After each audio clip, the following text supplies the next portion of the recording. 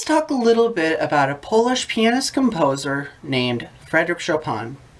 Chopin was born in 1810 and died of tuberculosis on October 17th, 1849 in Paris. Chopin was known as the poet of the piano, as all of his compositions were very moody and all reflect feelings of how he felt during the uprising of November 1830. Why am I bringing a brief history lesson into this game review, you may be wondering? Probably not. Well, it has to do with today's game, Eternal Sonata. So, enough of this history lesson. That's why we have school. Let's get started with this review. The whole game presents a what-if scenario, as it shows the final hours of Chopin's life on his deathbed, as this game takes place within a dream world, where he meets a girl who has an incurable illness and that can use magic, and two boys that try to feed the homeless children because of the king's high taxes. But, as the story goes on, he begins to have a hard time determining what is reality and what is a dream. This is one of the storylines, but it is the biggest story within the whole game. But as a side plot, another big story with the game is a spoiled, rotten little brat of a king is putting high taxes on everything except a medicine known as mineral powder. However, mineral powder has some serious side effects, and the drilling is harming the land where all the animals are located. So, our heroes journey to the king's castle to try and get him to stop drilling for the powder. I bet you know where this is going. The game plays out in a turn-based RPG, with a little bit of real-time strategy thrown into the battles, as each battle is determined by a light and shadow mechanic.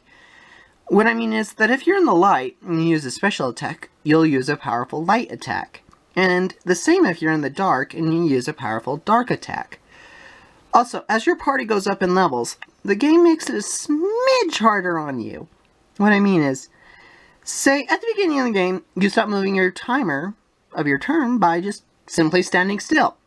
However, as you go up one level, you lose that ability, and time keeps moving even if you're standing still. But as a trade-off, you'll keep attacking and you'll be able to perform powerful special attacks. At first, this may seem like a bad design choice, but as the game goes on, you'll learn to live with it, and it does take some getting used to. Plus, it gives a good sense of strategy. But outside of the battles, the game is extremely linear, and there is a lack of side quests for you to do on the side. This might be a turn-off to some people.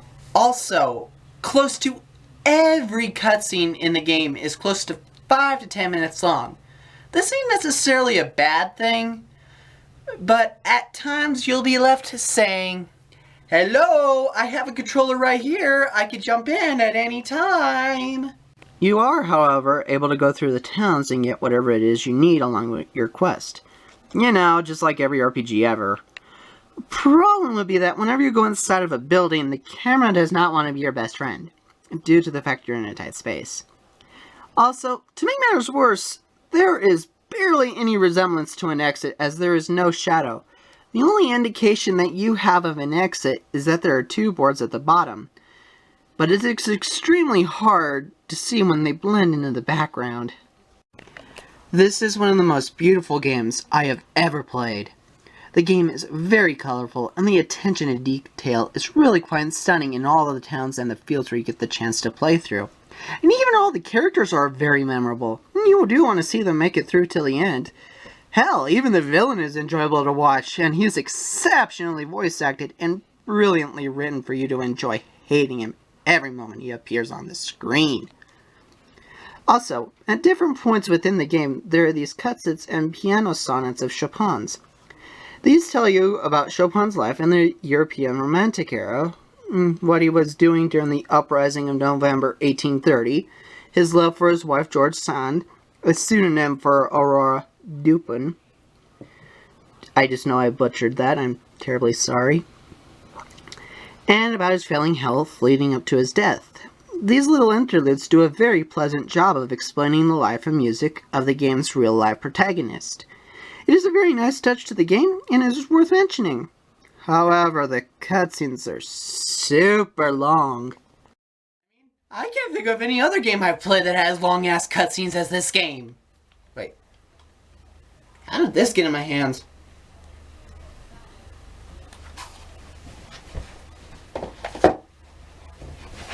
Eternal Sonata is a very beautiful game. Brilliant writing, neat visuals that are almost out of a painting, a really neat battle system that progresses as the game goes on and gives a fair challenge, and the cutscenes that give a brief history on Chopin's life. This is a very nice touch. However, the game does suffer from a lack of variety and is very linear and has little to no side quests.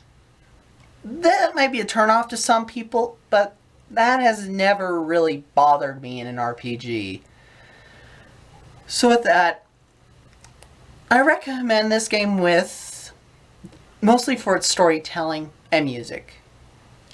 So with that, I give this game a score between an A and a B. I can't decide between the two because on one hand, it does deserve an A for its brilliant visuals and excellent storytelling and battle system. But the B is mostly for the people that love side quests and want to fully explore their worlds instead of being set on a straight path. With me, I'm going toward the A, but I'm pretty sure you guys can justify for yourselves. And so, that probably about ends this review. See you guys next time. Bye.